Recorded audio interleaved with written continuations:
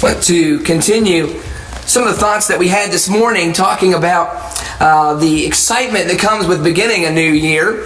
I believe some of that has to do with the idea of a fresh slate, a new start, and maybe a way of reflecting on how 2016 was for us and giving us that opportunity to rebound, if you will, to look at life with fresh lenses and hopefully wisdom and lessons learned from our past, and look at life in an optimistic way to see how we can be productive and grow closer to the Lord and be successful as His children in all the work that He has for us to do. And so certainly we can look optimistically at 2017 and kind of roll our sleeves up and be ready to get to work. We want to ensure that we have the best possible outcome for us, and we looked at some things from Zacchaeus this morning, and this evening we'd like to look at principles of wisdom, God's wisdom that can help us have a honed-in perspective. I believe that will help us keep our mind sharp and keep it kind of honed in on how God would have us to look at our life in a wise and understanding way. And to do that, I want to briefly do kind of an overview of the three books of wisdom: Ecclesiastes, Proverbs, and Job. And I thought it was such a fitting illustration there of a three-legged stool. Is really the idea of these books, how these books provide for us the accurate way of looking at life in a wise lens, is that we need all three of these pegs, that all three work together to hold us up, and we need to look at life in all three unique perspectives. Proverbs has a very unique perspective, Ecclesiastes provides a unique perspective, and Job is unique in that it kind of brings together both Proverbs and Ecclesiastes and shows us how we make sense of the kind of seemingly conflicting views of some of the themes in both of these books. But all three of them seem to work together for us. And we just kind of want to do an overview of how we really need all three of these perspectives. We have all three there for us. We'll ensure successful 2017 for us, Lord willing. Proverbs 29 verse 25 kind of sums the theme of the book of Proverbs for us, that the fear of man will prove to be a snare, but whoever trusts in the Lord is kept safe. The Proverbs are there for us to kind of present to us a way of life and teaching us that this world is ordered really by God's wisdom and by His instruction. And it's contrasted often with the thoughts of man. Man's thoughts and our own views and our own trust and our own kind of way of having our own insight and our own view of things. And we need to trust God and not ourselves. Trust Him and trust His principles. And the reward that Proverbs gives to us is, it really kind of paints it like this. It says that if we order our lives and humble ourselves and follow, as a general rule of thumb, the wisdom of God, our lives will be, for the most part, productive and successful. We will have the best outcome for ourselves if we follow the wisdom of the Lord. If we follow the wisdom of man, we're going to have a lot of trouble, much more trouble than if we would follow and trust the Lord. Turn with me to Proverbs chapter 1. Proverbs chapter 1 and verse 32. It kind of sums this up for us. Proverbs chapter 1, beginning in verse 32. It says, "For the waywardness of the naive will kill them, and the complacency of fools will destroy them. But he who listens to me shall live securely, and will be at ease from the dread of evil." In a way, like a lot of the principles that govern our universe and that govern our existence, the fear of the Lord, the trust in His direction, the trust in His wisdom is what will ensure that we will be safe, that we will be secure. Just it would be in our best interest to obey gravity, to respect the law of gravity, that we can't change it, and to work against gravity is really to risk a busted up head or an injured leg or whatever would cause us to fall or injure or hurt ourselves.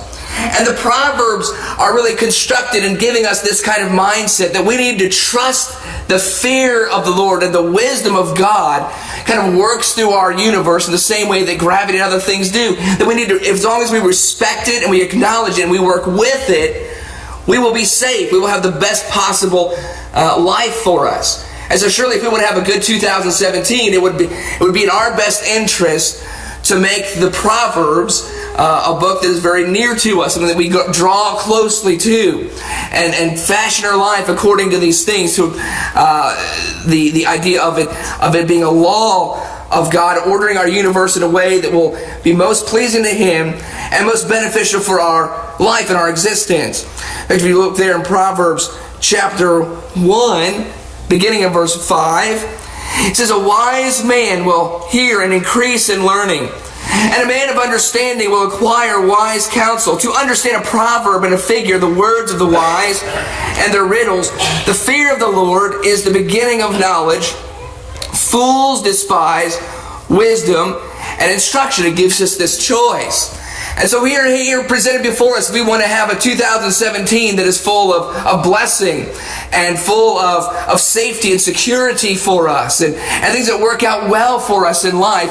We would do well to honor the fear of the Lord, to put our trust in Him, and let the Proverbs and His wisdom guide our overall thinking and the directions and the decisions that we make throughout our life. Consider a few other passages that kind of present His wisdom and the fear of the Lord, kind of like gravity and other laws that govern our universe, and that it would do well for us to work with the grain, not against it. Turn to Proverbs chapter 10. Proverbs chapter 10, and notice the instruction there. Proverbs 10 and verse 27. It says, "The fear of the Lord prolongs life, but the years of the wicked will be shortened." Much better for us to listen to God than to ignore Him. It will work much better for us if we trust Him and follow His direction than if we work against it. Notice Proverbs chapter 13. Proverbs chapter 13 and verse 1. "A wise son accepts his father's discipline, but a scoffer does not listen to rebuke. From the fruit of a man's mouth he enjoys good, but the desire of the treacherous is violence. The one who guards his mouth preserves his life. The one who opens wide his lips comes to ruin." Notice again, preserving life, following the instruction of the fear of the Lord, the wisdom that He guides us with will be good for us. Rejecting it will turn out bad for us. Proverbs chapter 14. Proverbs 14 verse 1. "The wise woman builds her house, but the foolish tears it down with her own hands. He who walks in his uprightness fears the Lord, but he who is devious in his ways despises Him. And the mouth of the foolish is a rod for his back, but the lips of the wise will protect him." There's a blessing for those of us who hold high and near to us the instruction of God. We'll order our life accordingly. And one final passage, Proverbs chapter 16. Proverbs chapter 16, beginning in verse 1, says, "The plans of the heart belong to man, but the answer of the tongue is from the Lord. All the ways of a man are clean in his own sight, but the Lord weighs the motives. Commit your works to the Lord, and your plans will be established. The Lord has made everything for its own purpose, even the wicked for the day of evil." Notice what he says here in verse 5. "Everyone who is proud in heart is an abomination to the Lord. Assuredly, he will not be unpunished." Be ready for a rocky, unpleasant 2017 if we will not listen to the Lord. He said basically, it's in our best interest to listen and to follow Him. Notice verse 6. "By loving kindness and truth, iniquity is atoned for, and by the fear of the Lord," that's this overall wisdom that governs our world and our existence, "by the fear of the Lord, one keeps away from evil." It's in our best interest to follow, in our best interest to obey, in our best interest to hold His precepts as the things that guide and govern us, and not follow our own understanding. Now, what we need to recognize about this is as a general rule of thumb. But as a general rule, typically this ends up working out the way it says, but it doesn't account for all those little unaccounted for circumstances, all those little moments in life that no one could really predict or prepare for. And that's when we come to the book of Ecclesiastes, which provides another perspective. And I think it's helpful to kind of look at Proverbs as the general rule of thumb is saying by knowing that the wisdom of God is far more reaching, far more deeper than our understanding, we need to follow and trust Him, and it's in our best interest to follow and trust it. Then we come to Ecclesiastes, and Ecclesiastes brings this kind of wrench in the midst. And over again it says, but remember, life is vanity. Life is vanity. And sometimes we translate that as being meaningless. I believe probably the best translation for that is it's fog or smoke or mist. The idea is that life never seems to always stay the same. Life is not very reliable in the sense that just when we've ordered our life in such a way and we kind of expect certain results, just like smoke, you're kind of grasping at the wind or grasping at something that isn't there, and it changes so very quickly. And it accounts for the reality of life because of two realistic things we need to account for that also seem to be working in some ways, maybe in our own sense, almost against the instruction of the Proverbs. If we're following the Proverbs are saying, well, in every circumstance, it would be in our best interest. We are going to increase the chances of life working out better for us if we follow His wisdom and follow His instruction. But then you go over to Ecclesiastes, and it's good to go there because just like so many other individuals would question, well, are you really certain that if I just follow God, that's going to make my life much more better? I've got some questions about that, and Ecclesiastes deals with that. It says it's good to question that because there are two factors that we have to consider. One is that all of us die, both the righteous and the wicked. And it's a constant thought that comes up from individuals that question whether or not following the wisdom of the Lord is in their best interest, because they say, well, let me pose a scenario for you. Let's say that I go ahead and I live the way that God instructs me to live, and I'm going to have a much better existence, but aren't I just going to die anyways? The saying, why don't we eat and drink, for tomorrow we die? And the other aspect is that life is random. It's unpredictable. It's kind of like a Plinko game. That was one of my favorite games on The Price is Right. I always had a dream that if I ever made it to The Price is Right, that I'd play Plinko and I'd win like $1,000. I thought it would be the greatest thing for me ever. Just me running up there, hey Bob, I'm ready to go. But Plinko was great because it was the excitement of it, was watching that little chip fall down, and just when you thought it was headed for the $1,000, it jumped over and you get bankrupt. You get nothing. And you never really knew, because it was always amazing. Something, you ever hear the audience when they put the chip in the same spot where it hit bankrupt? They're like, no, put it somewhere else. They put it in the same spot, and it's the last minute. It doesn't go the same place. It goes somewhere different. You can't really predict it.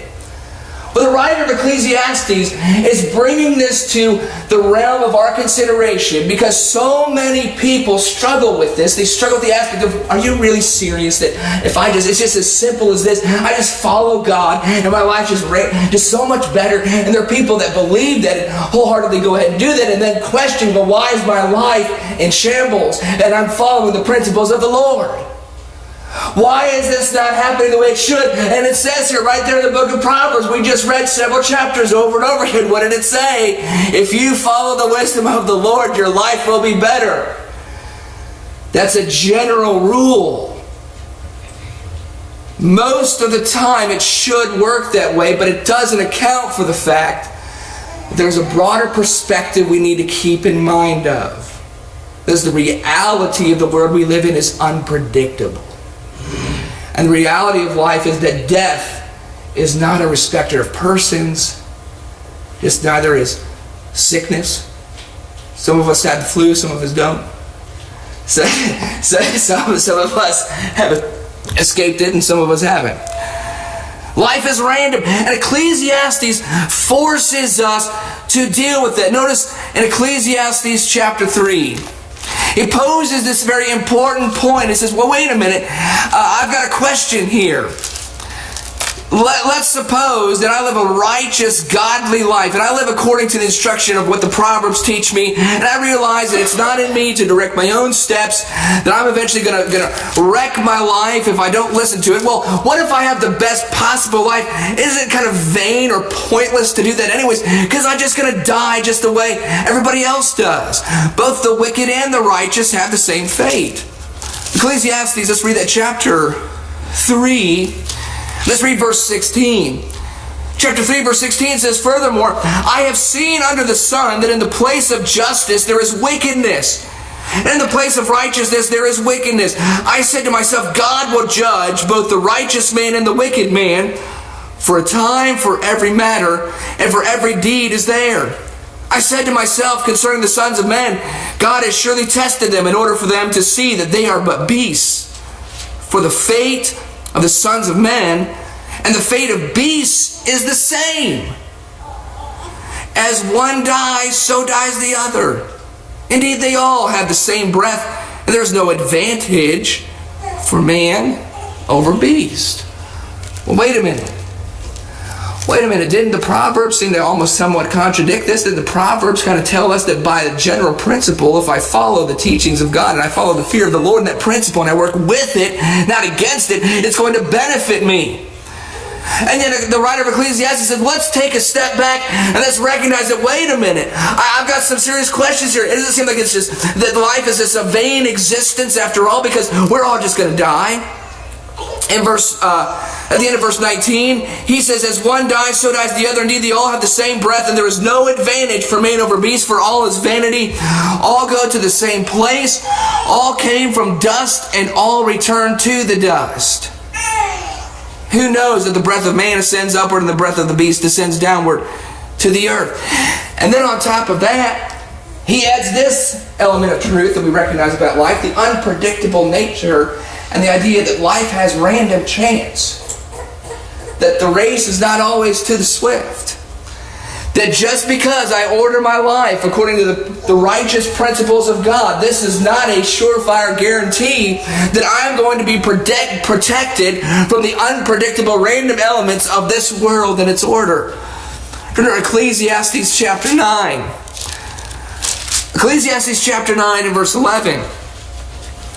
He says again, I saw under the sun that the race is not to the swift, and the battle is not to the warriors.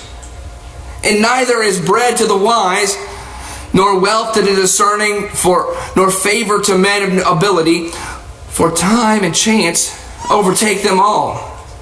Moreover, man does not know his time, like fish caught in a treacherous net and birds trapped in a snare.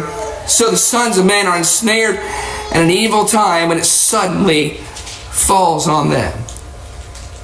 In other words, there is no real protection from the random nature of the negative consequences of just destruction, pain, suffering, evil, and in the end, death.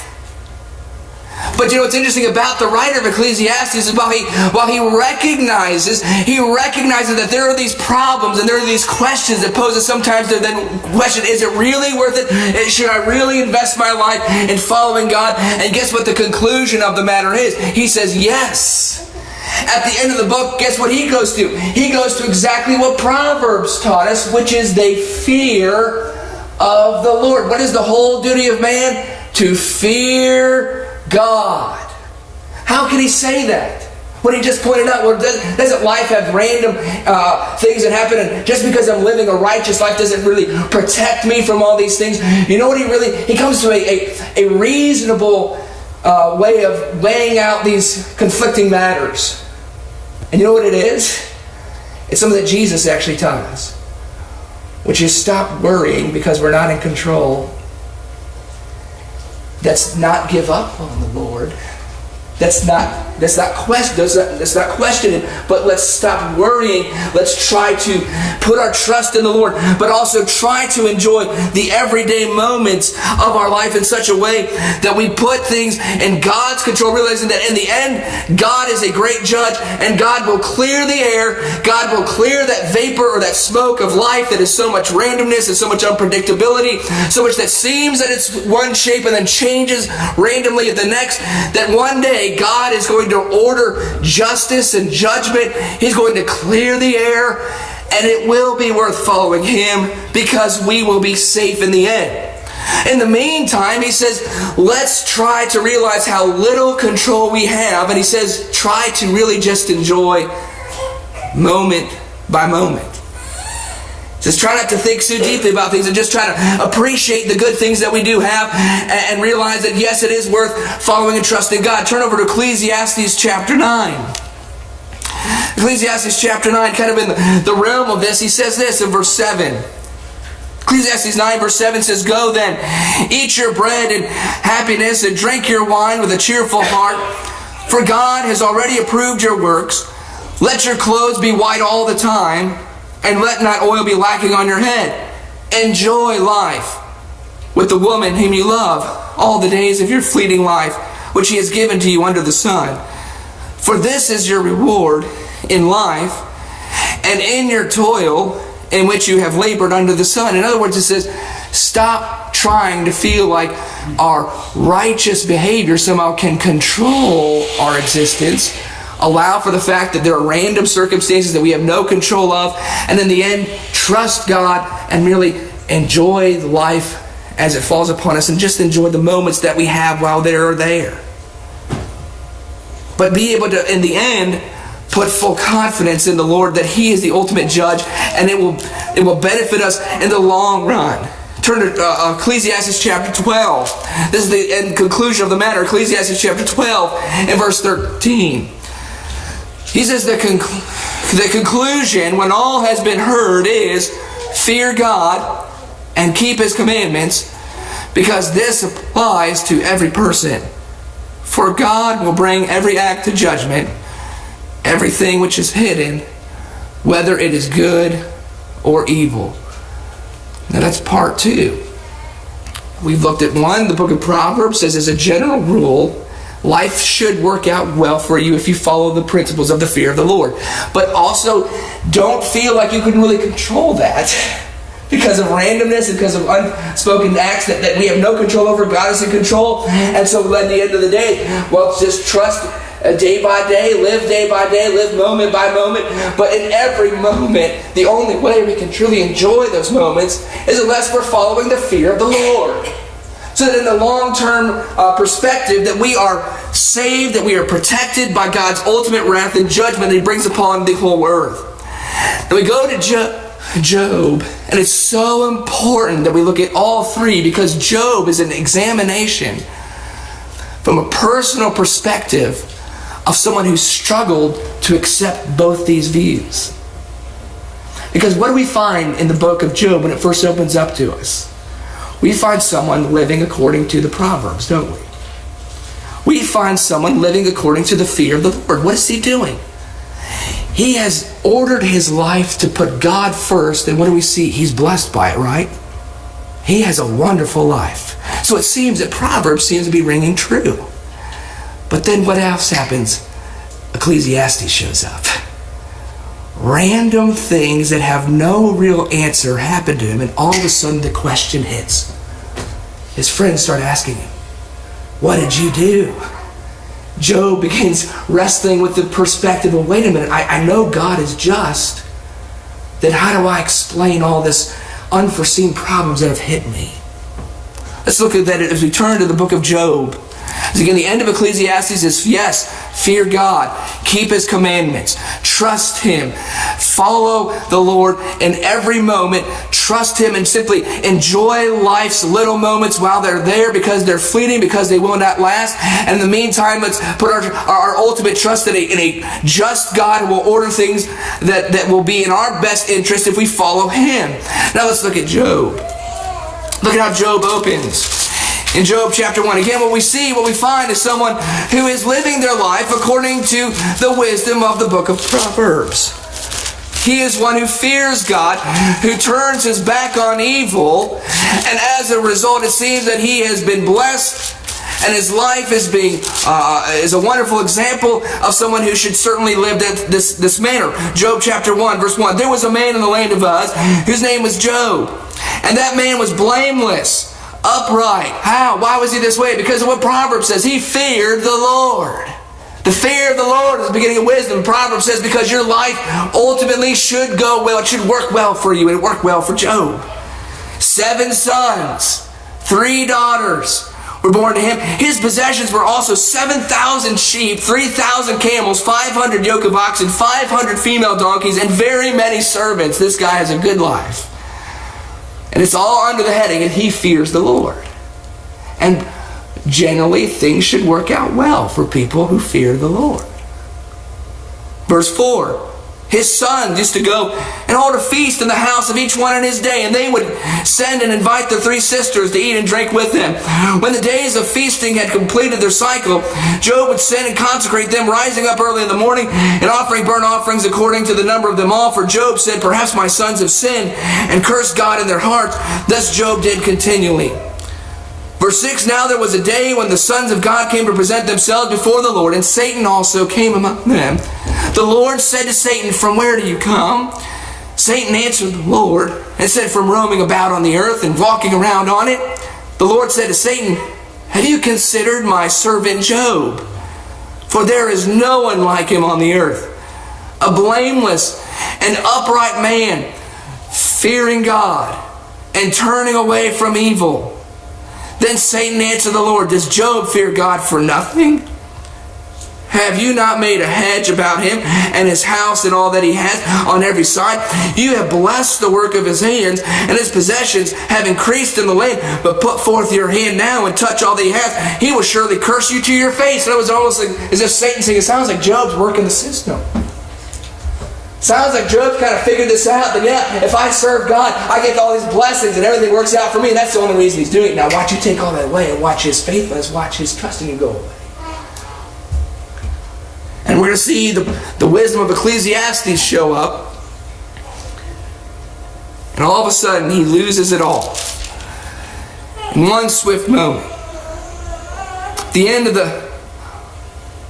the reading of all the turmoil that has befallen him, we find here in verse 18, of the end of chapter 1, Job chapter 1, verse 18, while he was still speaking, another also came and said, your sons and your daughters were eating and drinking wine in their oldest brother's house, and behold, a great wind came from across the wilderness and struck the 4 corners of the house, and it fell on the young people, and they died, and I alone have escaped to tell you. Now the rest, as Job begins to unfold, what do we find his friends doing? His friends trying to read him from the perspective of the first book of wisdom. We looked at the book of Proverbs, because in their minds they believe, well, wait a minute, God has showed us that if we work our lives according to the fear of the Lord, things should work out well. If you don't, things shouldn't work out well. So they conclude logically, Job, I don't believe you've been walking according to the fear of the Lord. I think there must be something that you have disregarded, God, something that you must have done wrong. Otherwise, none of this would have happened. That's the simplistic, narrow view of the book of Proverbs that does not account for the whole realm and the whole scheme of things, of all the unpredictable elements of life. And Job is then defending himself and saying, no, you're wrong. I know I have done nothing wrong. Therefore, it would be unjust for God to just punish me because I've not done anything deserving of that.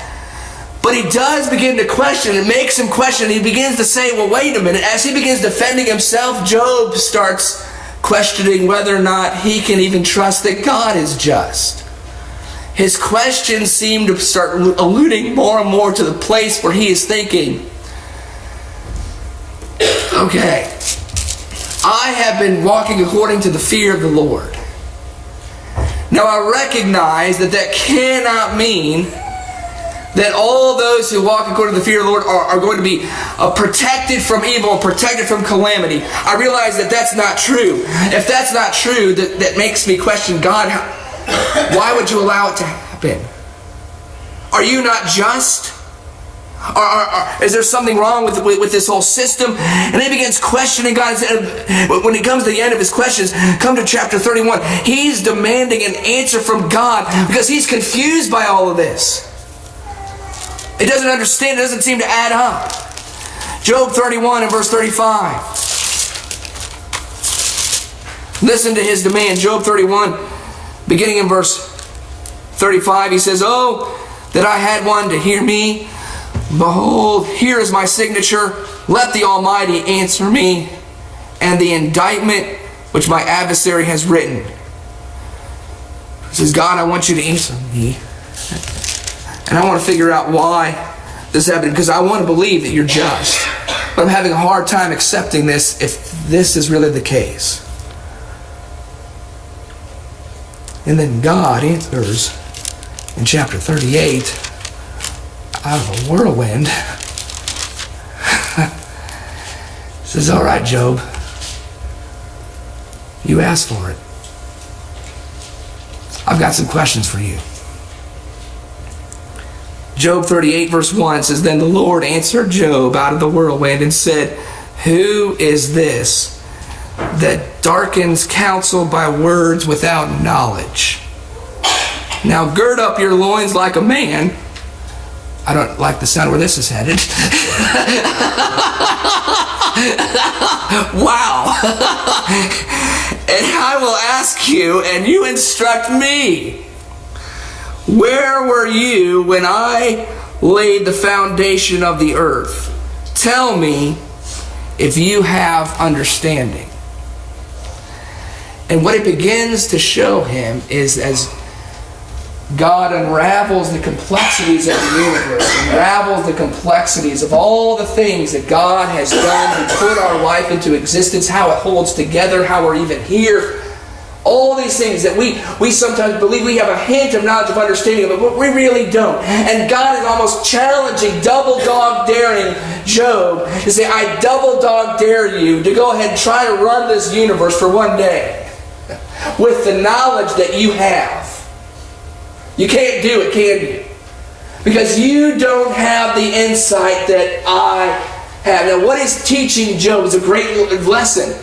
He said, Job, I understand you have questions. I understand you're frustrated. I understand that things don't seem to be making sense. But don't then come to the conclusion that God must be unjust because you're basing it off of such limited, tiny information that you have. And there's a whole realm of things that you have not even considered. That when God organizes and instructs us to live, He's dealing with the complexities of every little nuance of this whole universe and how it holds together by His power and by His wisdom and by His might. And He expects us to follow and trust Him based on what He has revealed to us. And to have faith in that. And to allow our faith to be tested at times to show our great love and devotion to Him, in spite of the fact that life sometimes is so unpredictable it almost seems unfair. Surely it seems unfair if I put the Plinko chip right here, it lands on the $100, it lands on the $1,000, I put it in the same place and then it goes bankrupt. That seems unfair. That seems like it shouldn't work that way. But that's where the wisdom of Ecclesiastes comes in and says, stop trying to be in control of it. And we sometimes want to be in control of it by believing that we want answers to then justify how we feel about God. He says, no, trust. Let God order the universe the way that He has. Let random chance and let all these uncertainties be at play. And in the meantime, you enjoy the life under the sun. You be at peace with the blessings that God has given to you and realize that while they're there for a moment, they may not last. But in the end, you can have a joyful existence because you trust that God is just and that He will order all things and will make all things right in the last day. So we come to Job 42. And I believe this is where all of us should be through 2017, looking at Proverbs, Ecclesiastes, and Job all together, is that it should bring us to where Job is in Job 42. Let us all begin this year with this mindset. Job 42 verse 1, Job answered the Lord and said, I know that you can do all things, and that no purpose of yours can be thwarted. Who is this that hides counsel without knowledge? Therefore I have declared that which I did not understand, things too wonderful for me, which I did not know. Let us never dare to accuse God of being unjust based on the knowledge we have. It's a bad place to be. Because in the end, we will not take into account all of the little nuances that God understands and that God knows about. So this is what he says in verse 4. Hear now, and I will speak. I will ask you, and you instruct me. I have heard of you by the hearing of the ear, but now my eye sees you. Therefore I retract and I repent in dust and ashes.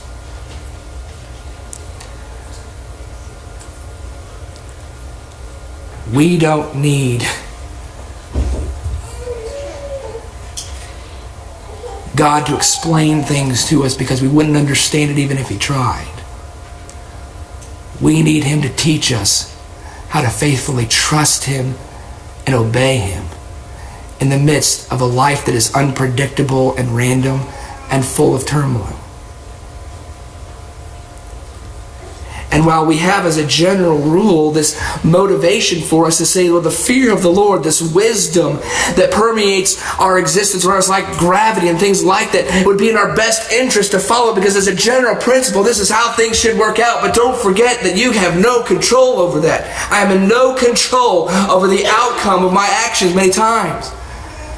In other words, this is how it should work out, but that's not always how it does. In the meantime, let's just take it day by day. Let's do as Jesus says, and let's let tomorrow worry about itself. Tomorrow has enough trouble, enough time to deal with that. And let's trust God that God will provide the things that we have need of, and let's let Him instruct us and teach us how to follow Him in faith. I would suggest then the final answer, I believe, is found in Psalm 57. I believe if we look at life, we start to look at 2017 in this paradigm of kind of that sitting on a stool, that three-legged stool. We have Proverbs, we have Ecclesiastes, and we have Job, all kind of there presenting this overall picture for us. This is how we should handle the complexities and uncertainties and the curveballs of life, is Psalm 57. I believe here is the proper place we got to be when we're sitting on that stool. This is what should be coming out of our mouth. Psalm 57 in verse 1. Be gracious to me, O God. Be gracious to me, for my soul takes refuge in you, and in the shadow of your wings I will take refuge until destruction passes by. It's a complete trust that it is in my best interest to follow the Lord faithfully, even when it may not be in any way, shape, or form an ability to control the outcome of the circumstances of life around me as it's swirling around, as those Plinko chips are dropping all over the place. And I want them to fall in that $1 million slot so badly, and there's nothing I can do to get it there. And if it does, there's nothing I can do to repeat it and figure out how to do it again. It says this is what we do. We look at life the way Job did as he finally humbled himself and learned. Verse 2, I will cry to God Most High, to God who accomplishes all things for me. He will send from heaven and save me. He reproaches him who tramples upon me. God will send forth His loving kindness and His truth. Life is but a vapor. Life is mist. He says vanity of vanities. It's probably the most accurate translation. His life is,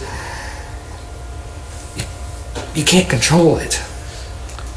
It looks one way and then all of a sudden it changes. You get settled and enjoying certain blessings, and then all of a sudden you reach out to give it, to sustain it, and it can't. You're grasping at wind. It's fruit. It's a vain way to go through existence. So therefore, let us go back to the fear of the Lord. Let us trust God. Because in the long run, yes, things do work out for our best interest. Because God, the ultimate just judge, will bring all things into account. And He will cause all of us to stand before Him and give an answer for the things we've done in this body, whether they be good or bad. And Jesus came to make sure that we would be justified. To make sure that all things would be ordered in our life in such a way that we could spiritually walk through this crazy, unpredictable world in such a way that we can every day, even in the midst of not being able to be truly in control of anything, to be in control of our attitude and our faith. And we want to invite anyone who's with us who's never obeyed the gospel of Jesus Christ to go through 2017 with that wisdom guiding you. that it is in your best interest to walk according to the fear of the Lord. Not because there's any guarantee that it will work out in your favor on a day-to-day basis. As a general rule of thumb, most odds are in your favor it should. But because life is so random and so unpredictable, the best you can do is trust in the Lord, wait for His deliverance, ultimately His eternal deliverance, when this crazy, random, unpredictable world is destroyed, and God will make all things right. He will justify everything. And that's going to be at the judgment day, when He asks the question, did we trust and did we follow Him? And then everything in that book of Proverbs will ring true. That it was in our best interest to trust the fear of the Lord and to walk according to His ways. We want to invite anyone who's never obeyed the gospel that you would think about doing that this moment. We're going to sing a song of encouragement for you. And as we do so, we encourage you to come to the front and put on Christ in baptism while we're together. We stand and sing this song of encouragement.